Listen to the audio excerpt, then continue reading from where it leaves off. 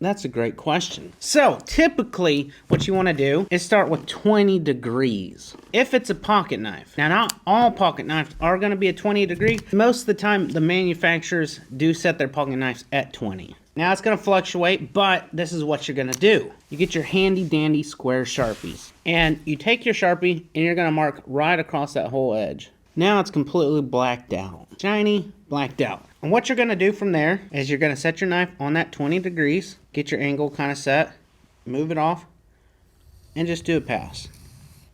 Maybe 2 passes. But right up to the 20 degree and make sure that we're still at that angle. Now we can check it out, and the whole edge is pretty much Sharpie free, except for way down here. I probably didn't touch it enough, but the whole rest of the edge is all removed. So now we know that this knife is 20 degrees. But that's going to be an easy way to determine what angle is on your pocket knife. Now these aren't mandatory. You don't have to use exactly what they say, 20, 15, whatever. You can make up your own. If you're an 18 degree kind of guy, go with 18. These are just the general settings for pocket knives.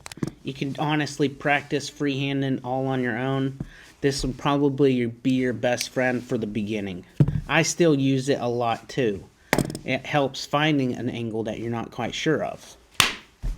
Thanks for the comment.